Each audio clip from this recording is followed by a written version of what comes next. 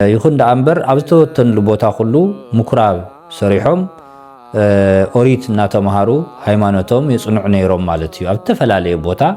ኣብ ዝኸድሉ ቦታ ማለት እዩ። በዋናነት ግን በዓመት ግን ኩሉ ግዜ ናብ ኢየሩሳሌም እናኸዱ ናብታ ቅድስት ቦታ እናኸዱ ኣብኡ ኣምልኮተ እግዚአብሔር ይፍጽሙ ከም ዝነበሩ ቅዱስ መጽሐፍ ይነግረና። ኢኖስ ድሕሪኡ ንክርስቲያን ነፃነት ተዋሂቡ ማለት እዩ። ኣብያተ ክርስቲያናት ከፈት ኣለወን ከስፋሕፋሕ ኣለወን ተባሂሉ እንዲያውም ኣብቲ ናይ ንጉስ መስሪያ ቤት ዝነበረ ኩሉ ተወሰነ ኣዳራሽ እናተዋሃቦም ኣምልኮተ እግዚአብሔር ንክፍጽሙ ይፍቀደሎም ነይሩ ማለት ኣብኡ ነፃነት ስለ ዘለዎም ግብሪ ስለ ዘይኸፍሉ ነቲ ሕብረተሰብ ናብኡ እናፀውዑ ኣብዚ ክትዕድጉ ትኽእሉ ኢኹም ኣብዚ ክትሸጡ ትኽእሉ ኢኹም ታክስ እውን ኣይነኽፍለኩም እናበሉ ብከምዚ ዓይነት መንገዲ እዮም እቲ ሃፍቲ ዝእክብዎ ኣብ ኩሉ ስለዚ ሕብረተሰብ ተፀጊሙ እዩ ነይሩ ብሓቂ ማለት ምክንያቱ ናብ ዕዳጋ ክኸይድ ከሎ እቶም ፖለቲከኛታት ልዕሊ ዓቕሙ ዝኾነ ቀረፅ እናፀዓኑ የሸግርዎ ኣብዚ ነፃ እዩ ተባሂሉ ክመፅእ ከሎ ድማ ከምኡ ብዝተፈላለየ መንገዲ እቲ ሃፍቱ ይብዝብዝዎ ሕዚ ብክልቲኡ ናብቲ ናይ ነፃነት ቤት ዝተባሃለ ምኩራብ እውን እንተኸደ ካብ መነባብሮ ከመሓይሽ ኣይከኣለን ዝግብኦ ነገር ክረክብ ኣይከኣለን ኣብቲ ናይ ዓለማዊ ዕዳጋ እውን እንተኸደ እውን ፍትሕ ቤተ መቅደስ ዋና ኣማናዊ ቤተ መቅደስ ዝበሃል ድማ ንሕና ሰውነትና እዩ ማለት እዩ። ንዓና ዝሞተ ደሙ ዘፍሰሰልና ስግኡ ዝቆረሰልና ናይ እግዚአብሔር ቤተ መቅደስ እንሕና ኢና ማለት እዩ። ስለዚ ናይ ሓዲስ ኪዳን ቤተ መቅደስ እንሕና ኢና ስጋው ረብሓ ኣሸኒፍዎም ምስቶም ናይ ቄሳር ጉዙኣት ኮይኖም ድማ ብረብሓ ተራኺቦም ማለት እዩ። ብገንዘብ ተራኺቦም ድማ ኣብቲ ቤተ መቅደስ ዕዳጋ ገይሮም ማለት ስለዚ ንገንዘብን ንእግዚአብሔርን ንኽልቲኡ ትግዝኡ ኣይትኽእሉን ኢኹም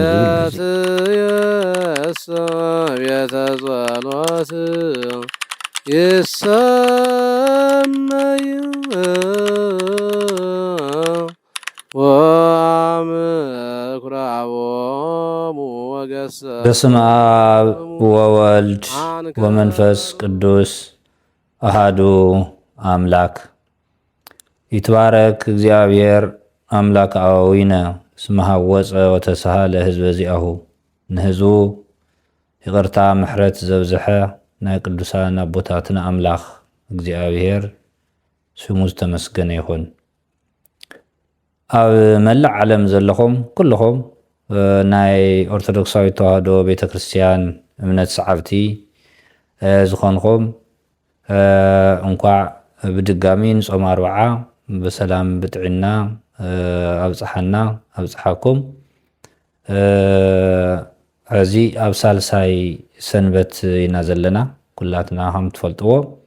ሳልሳይ ሰንበት ድማ ምኩራብ ይበሃል ማለት እዩ። ኣብዚ ሎመዓልቲ ናይ ትምህርቲ ክፍለ ግዜና ስለ ምኩራብ ክንመሃር ኢና። እግዚአብሔር መንፈስ ቅዱስ ንኩላትና ሰማዒ እዝኒ እስተውዓሊ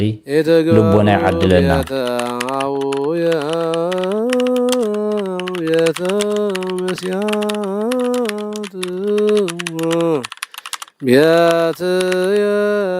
እስመ ቅንዓተ ቤትከ በልዓኒ መዝሙር 66 ፍቅዲ 9 ናይ ቤትኻ ቅንዓት በልዓኒ ናይ ቤትኻ ቅንዓት ልበይ አንደዶ ዝብል መበገስ ጌርና ኢና ክንርኢ ማለት እዩ። እሞ መጀመርያ ብትርጉም ክንጅምር ኢና። ምኩራብ ማለት ታይ ማለት እዩ? ምኩራብ ማለት ብቀጥታ ትርጉሙ ሰቐላ ዝመስል አዳራሽ ማለት እዩ ትርጉሙ። በዋናነት ድማ ምኩራብ ኣብ ብሉይ ኪዳን እስራኤላውያን ናይ ኣይሁድ ማለት እዩ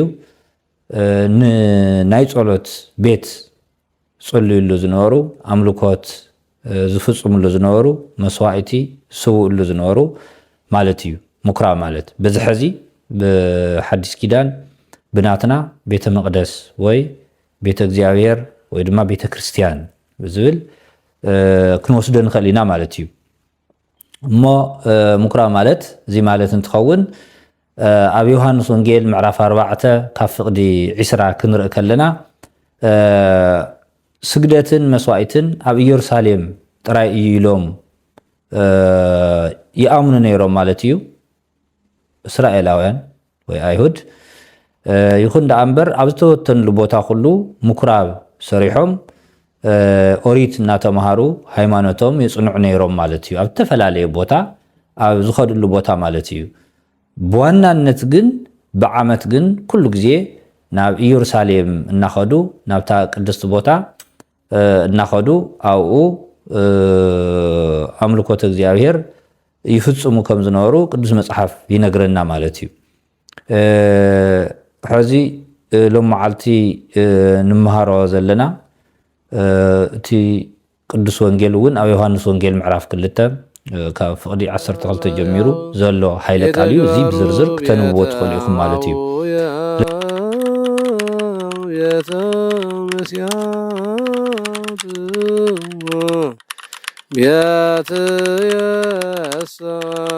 ሳልሳይ ሰንበት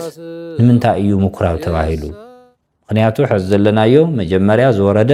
ካብኡ ቅድስት ሕዚ ምኩራብ ኢና ዘለና ናይ ምኩራብ ወይ ቤተ መቅደስ ንብሎ ሕዚ ብሓዲስ ኪዳን ኣብ ሳልሳይ ሰንበት ዝኾነሉ ምክንያት ብታሪክ ቤተ ክርስቲያን ከም ቤተ ክርስቲያንና ከም ትምህረና ኣብ ቀዳማይ ኣብ ካልኣይ ክፍለ ዘመን እስካዕ ሳልሳይ ክፍለ ዘመን ማለት እዩ መወዳእታ ከባቢ ብጣዕሚ ቤተ ክርስቲያን ኣብ ስደት ኣብ ዝነበረትሉ ዘመን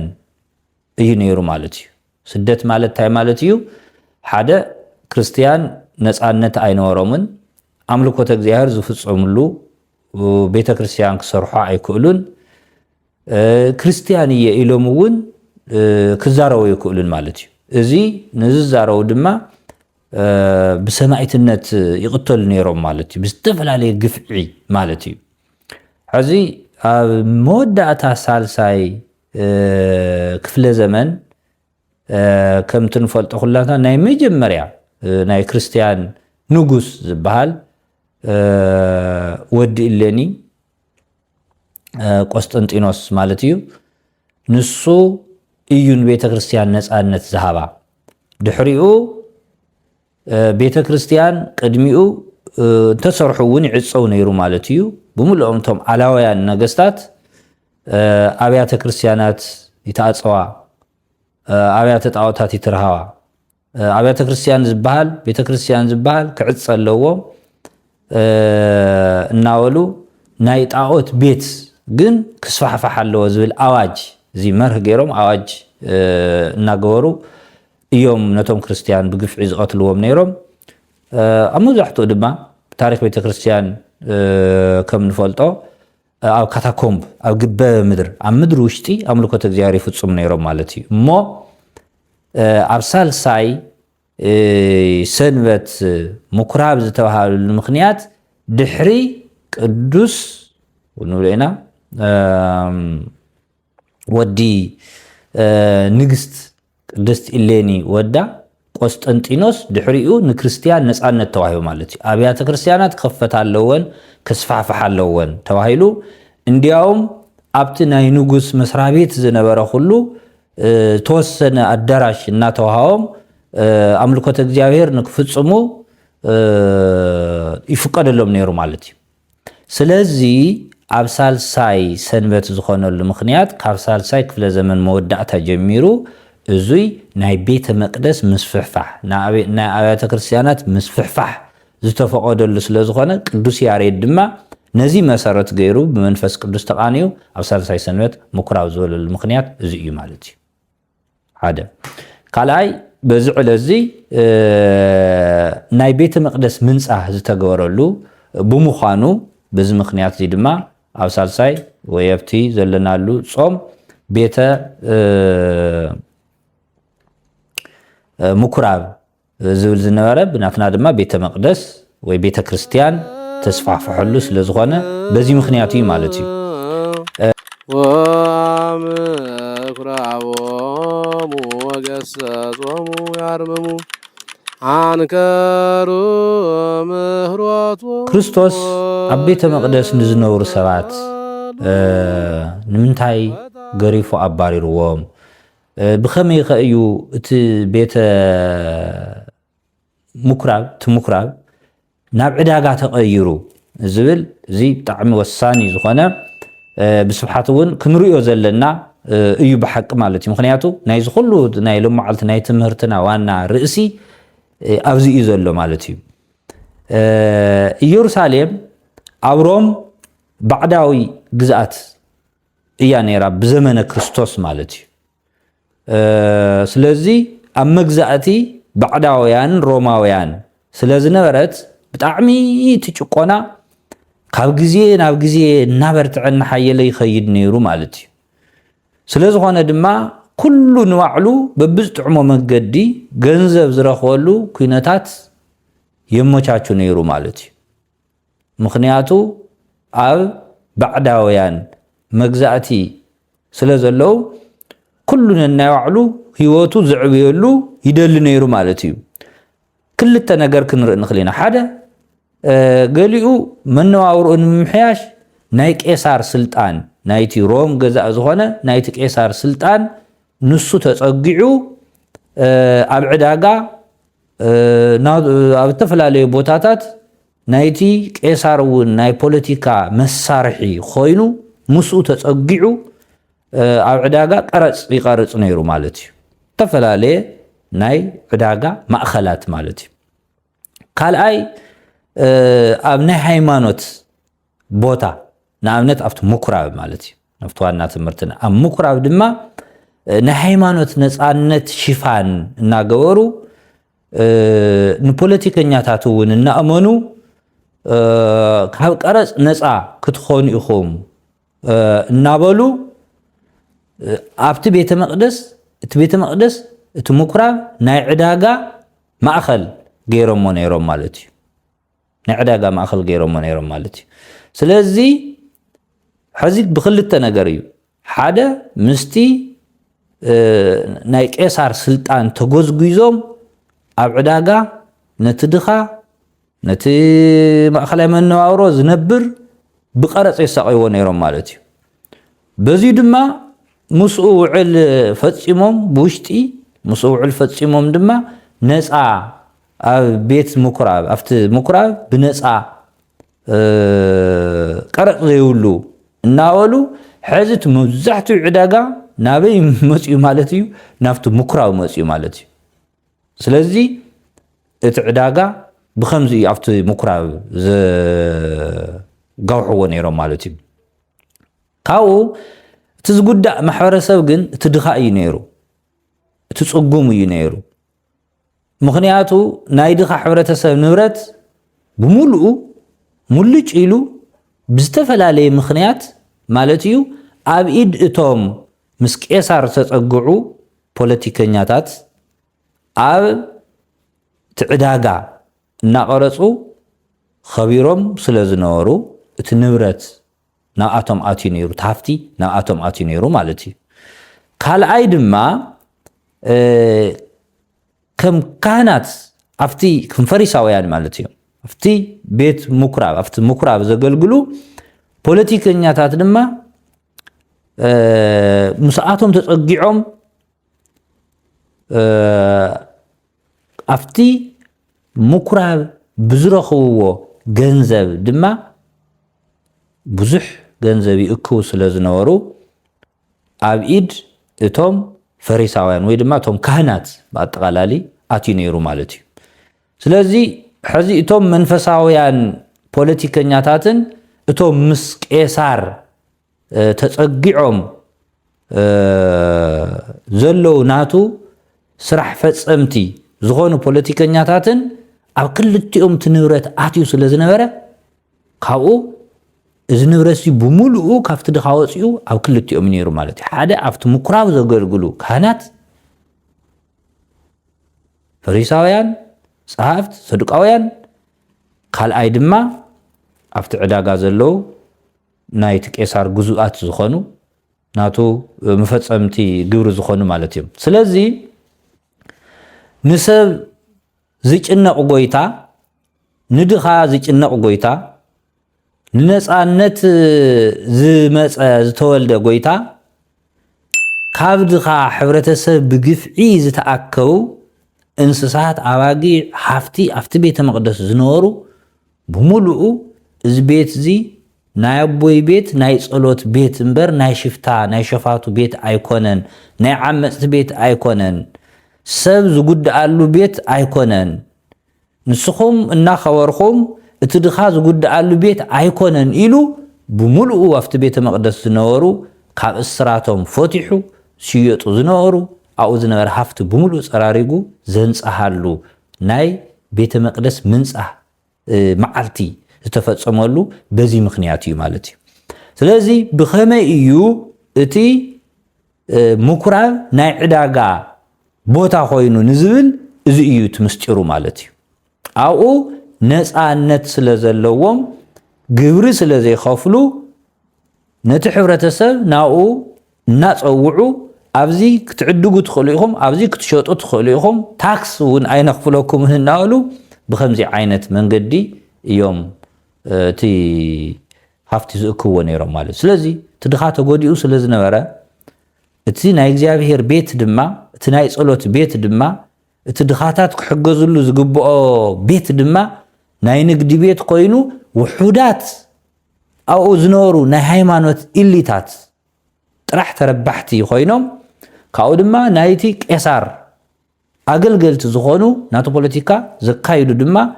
ኣብቲ ዕዳጋ ይኹን ኣብ ኩሉ ሕዚ ሕብረተሰብ ተፀጊሙ እዩ ነይሩ ብሓቂ ማለት ምክንያቱ ናብ ዕዳጋ ክኸይድ ከሎ እቶም ፖለቲከኛታት ልዕሊ ዓቕሙ ዝኾነ ቀረፅ እናፀዓኑ የሸግርዎ ኣብዚ ነፃ እዩ ተባሂሉ ክመፅእ ከሎ ድማ ከምኡ ብዝተፈላለየ መንገዲ እቲ ሃፍቱ ይብዝብዝዎ ሕዚ ብክልቲኡ ናብቲ ናይ ነፃነት ቤት ዝተባሃለ ምኩራብ እውን እንተኸደ ካብ መነባብሮ ከመሓይሽ ኣይከኣለን ዝግብኦ ነገር ክረክብ ኣይከኣለን ኣብቲ ናይ ዓለማዊ ዕዳጋ እውን እንተኸደ እውን ፍትሕ ክረክብ ኣይከኣለን ማለት ስለዚ እዚ እዩ ከምቲ ኣብ ዮሃንስ ወንጌል ምዕራፍ 2 ፍቕዲ 16 ናይ ኣቦይ ቤት ናይ ንግዲ ቤት ኣይትግበርዎ ናይ መዐመፅ ቤት ኣይትግበርዎ ሰብ ዝጽገመሉ ቤት ኣይትግበርዎ ሰብ ዝሓዝነሉ ቤት ኣይትግበርዎ ሰብ ዝበኸየሉ ቤት ኣይትግበርዎ ሰብ ዝግፍዓሉ ቤት ኣይትግበርዎ ኢሉ ንዓቶም እውን ነቶም ኣብኡ ዝነበሩ ዝሽየጡ ኣቑሑት ብምልኦም እንስሳት ብምልኦም እውን ፀራሪጉ ካብቲ ቤተ መቅደስ ዘውፅኣሉ በዚ ምክንያት እዩ ማለት እዩ ስለዚ እቲ ሕቶና በዚ ምክንያት እዩ ክርስቶስ ኣብ ቤት መቅደስ ንዝነብሩ ሰባት እቲ ዓላማ ናይቲ ምኩራብ ከምኡ ስለ ዘይኾነ ኣብቲ ቅዱስ ቦታ ኣብቲ ፍትሒ ክግበረሉ ትፅቢት ዝግበረሉ ቦታ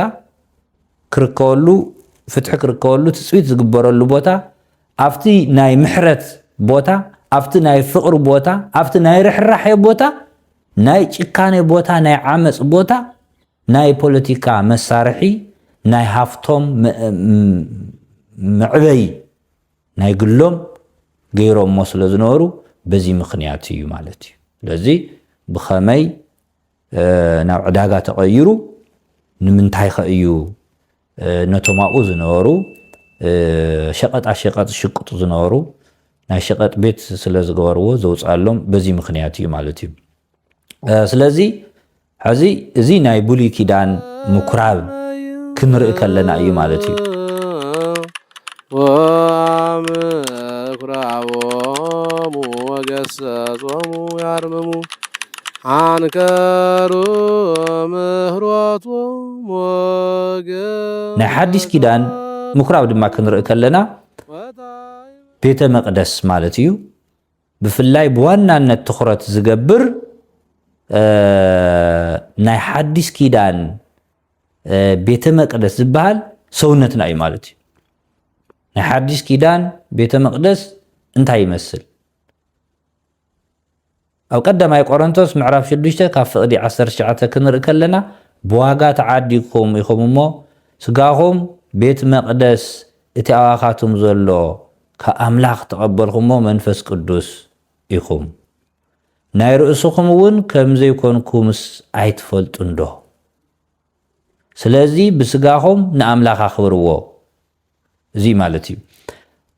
ናይ ብሉይ ኪዳን ስርዓት ትኹረቱ ኣብ መስዋእቲ እዩ ዝገብር ኣብቲ ምኩራብ እውን ዝፍጽምዎ መብዛሕትኡ ኣብ መስዋእቲ እዩ ናይ ሓዲስ ኪዳን ትኹረት ድማ ኣብ ናይ ሰብ ህይወት እዩ ማለት እዩ ስለዚ እቲ ቤተ መቅደስ ሕዚ ንብሎ ንሕና በዋናነት ቤተ ክርስቲያን ቤተ መቅደስ ይበሃል እዩ ወዲ ሰብ እውን ቤተ መቅደስ ይበሃል ክርስቲያን ኣማኒ ዝኾነ ማለት እዩ ሳልሳይ ድማ ማሕበረ ምእመናን ቤተ መቅደስ ይበሃል እዩ እቲ ዋና ኣማናዊ ቤተ መቅደስ ዝበሃል ድማ ንሕና ሰውነትና እዩ ማለት እዩ ንዓና ዝሞተ ደሙ ዘፍሰሰልና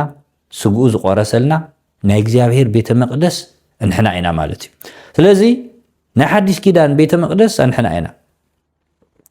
እሞ ኣብዚ ናይ ሓዲስ ኪዳን ቤተ መቅደስ ሰባት ብኸመይ እዮም ቤተ መቅደስ ኣምላኽ ተባሂልና ንዝብል ምክንያቱ ክርስቶስ ኣባና ስለ ዝሓደረ ካብ እግዚአብሔር ስለ ዝተወለድና ቅዱስ ስጉኡን ክቡር ደሙን ክንመልዕ ከለና እውን ኣባና ስለ ዝሓድር ናይ መንፈስ ቅዱስ መሕደሪ ስለ ዝኾንና መንፈስ ቅዱስ ምሳና ስለ ዝሰርሕ ምሳና ስለ ዝነብር ስጉኡ ክንመልዕ ከለና ደሙ ክንሰቲ ከለና እግዚአብሔር ምሳና ይነብር እንሕና ድማ ምስኡ ስለ ንነብር ማለት እዩ ስለዚ ንሕና ደቂ ሰባት ብከምዚ ኢና ቤተ መቅደስ ኣምላኽ ተባሂልና ማለት እዩ ስለዚ ናይ ሓዲስ ኪዳን ቤተ መቅደስ እዚ እዩ ማለት እዩ ንሕና ኢና ናይ ሓዲስ ኪዳን ቤተ መቅደስ ንበሃል ሕዚ ካብዚ ናይ ሎም መዓልቲ እንታይ ንምሃር እዩ ሕዚ ስለ ምኩራብ ተማሂርና ምኩራብ እንታይ ምዃኑ ርኢና ክርስቶስ ኣብቲ ምኩራብ ዝሽቅጡሉ መሸቀጥ ዕዳጋ ዝገብርዎ ዝነበሩ ሰባት ከመይ ብጭጉራፍ ከም ዘባረሮም ርኢና ብኸመይቶም ሰባት እውን ናብ ዕዳጋ ከም ዝቐየርዎ ንረውሖኦም ኢሎም ርኢና ናይ ሓዲስ ኪዳን ቤተ መቅደስ ድማ ንሕና ምዃንና ርኢና እዚ ኩሉ ርኢና ማለት እዩ ብሓፂር ግዜ ሕዚ ኣብ መወዳእታ ግን ሰውነትና ናተይ እናትኹም ኸ ናይ ምንታይ መሸቀጥ ይኾን ኣሎ እዩ እቲ ዋና ካብዚ ንምሃሮ ትምህርቲ ሰውነትና ናይ ስጋዊ ሸቐጣ ሸቐጥ መእከቢ ክኸውን ከም ዘይግባእ ካልኣይ ድማ ንኽልተ ጎይቶት እውን ክንግዛእ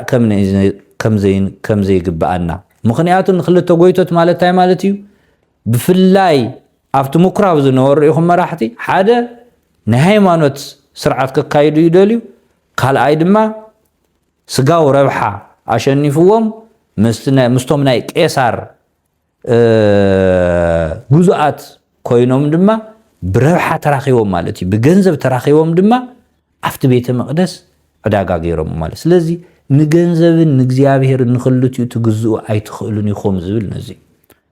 ሓደ ኣማንሲ ንኽልተ ነገራት ክግዛእ ይክእል ምክንያቱ ንኣብነት ሕዚ ዓለማዊ ተኾይኑ ፖለቲካዊ ተኾይኑ ካልእ እዩ ሃይማኖታዊ ተኾይኑ ካልእ እዩ ዘይራኸብ እዩ ስለዚ ንኽልቲኡ ክትግዛእስ ፅገም ኢኻ ማለት እዩ ንሓደ ኢኻ ትግዛእ ትኽእል እሞ እዚ እዩ ማለት እዩ ናይ እግዚአብሔር ቤተ መቅደስ ዝኾነ ናይ ሰብ ልቦና ድማ ናይ ምትሕግጋዝ እምበር ናይ ስጋ ዕዳጋ ክኸውን ከም ዘይግብኦ ማለት እዩ ሕዚ ንሕና ኣብ ሰውነትና ኣብ ልብና እንድሕር ናይ ቂም ናይ በቀል ናይ ክፍኣት ናይ ተንኮል ናይ ምፍልላይ ናይ ኣድማ ናይ ሓሶት ናይ ጽልኢ እንድሕር ናይዚ ኩሉ ነገር መጠራቐሚ መእከብ ገይርናዮ ስለዚ እቲ ሰውነትና ናይ እግዚአብሔር ቤተ መቅደስ ዝነበረሲ ናይዚ ኩሉ ሸቀጣ ሸቀጥ መእከብ ንገብረለና ማለት እዩ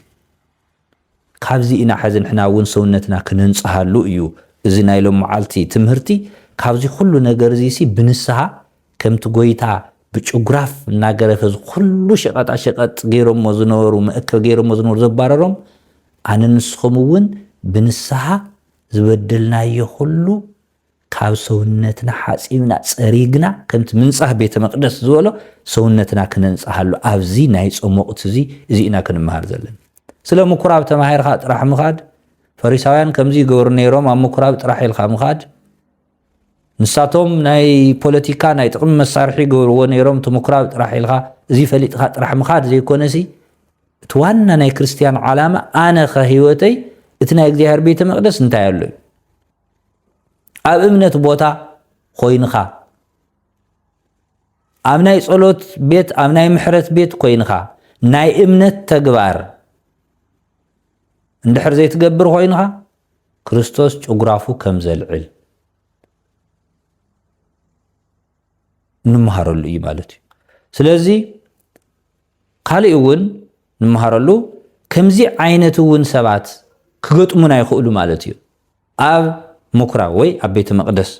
ንብሎ ማለት እዩ ከምዚ ዓይነት ሰባት እውን ገጥሙና ከለው ካብ ቤት ኣምላኽ ንርሕቕ ከም ዘይብልና ምኽንያቱ እቲ ቤት ኣምላኽ ንዘለዓለም ነብረሉ እዩ ቤትና እዩ ናይ ኩላትና ቤት እዩ ድማ ናይ እግዚአብሔር ቤት ሲ ንኩሉ ብማዕረ ትውፅሖ ቤት እያ ነቲ ሓደ ብዝበለፀ ነቲ ሓደ ብዝተሓተ ነቲ ሓደ ብማእኸላይ ዘይኮነሲ ንኩሉ ብማዕረነት ተገልግል ቤት ስለ ዝኾነት ቤተ ክርስቲያንና ክነጽሪ ቤተ መቅደስና ክነጽሪ ደኣምበር ገዲፍናዮ ክንኸይድ ግቡእ ከም ዘይኾነ ድማ ንምሃር ማለት ምክንያቱ ናይ ክርስቶስ ሰዓብቲ ኢና ስቁልና ቤተ ክርስቲያንስ ክንገድፋ ይብልናን ማለት እዩ ስለዚ ሕዚ ካብዚ ጠቅላላ እንመሃረሉ ርኢኹም ከምቲ ናይ ቤትኻ ቅንኣት በልዓኒ ዝበሎ ሕዚ ኣነ ንስኹም ንምንታይ ንቐንእ ኣለና ንቤተ እግዚአብሔር ቤተ ክርስቲያንሲ ብዝተፈላለየ መንገዲ ብዙሕ ነገራት ኣብ ቤት ኣምላኽ ክስርሑ ክግበሩ ከለውሲ ብሓቂ ንቐንእ ዶ ኣለና ከምኡ ዶ ይስምዐና ኣሎ ወይስ ናይቶም ከምኡ ዝገብሩ ኣብቲ ምኩራብ ወይ ኣብቲ ቤተ መቅደስ ኣብቲ ቤተ ክርስቲያን ኮይኖም ደገፍቲ ኢና ንኸውን ዘለና ዝብል ኩላትና ዓርስና ክንምርምር ይግባአና ማለት እዩ እሞ ስለዚ እዚ ክንሓስብ ከለና እዚ ቤት እግዚአብሔር ቤተ መቅደስ ኣንሕና ምዃንና ትኹረቱ ናይ ሓዲስ ኪዳን ድማ ከምቲ ቅድም እውን ዝተዘራረብናሉ ናይ ምሕረት ቦታ ናይ በረከት ቦታ ስለ ዝኾነ ኣንሕና እውን ኣብቲ ሰውነትና ኣብ ህይወትና ዘሎ ነገር ብምሉኡ ክንርዮ ክንምርምሮ እና ሰውነትና እውን ክነንጽህ ከም ዝግባአና ንምሃረሉ እዩ ማለት እዩ ስለዚ እግዚአብሔር ኣምላክ ኣንሕና እውን ንቤተ ክርስቲያን ቀናእቲ ኮይንና ብእምነት ጥራሕ ተቐሚጥና ኣብቲ ቤተ ክርስቲያን ዘይኮነሲ ብተግባር እውን ምስኡ ክንነብር ኣብ ልብና ዘሎ ኣብ ህይወትና ዘሎ እግዚአብሔር ዝሕዝን ናይ ስጋዊ ሸቐጣ ሸቐጥ እውን ኣውፂእና ደርቢና ብንስሓ ተሓፂብና ምስ እግዚአብሔር ክንነብር ንሱ ክሓድረሉ ንሱ ክነብረሉ ንሱ ምሳና ንክነብር ክንዕድሞ ልብና ክንኸፍተሉ ንጎይታ ከም ዝግባእ እንመሃረሉ እዩ ማለት እዩ ስለዚ ኣብ ዝጾም ወቅቲ እዚ ኢና ክንመሃር ዘለና እግዚአብሔር ኣምላክ ጾምና ብሰላም ይፈጽመና ስጉእ በሊዕና ደሙ ሰቲና ናይ መንግስቱ ወረስቲ ክንኸውን ኣምላኽና ይርዳእና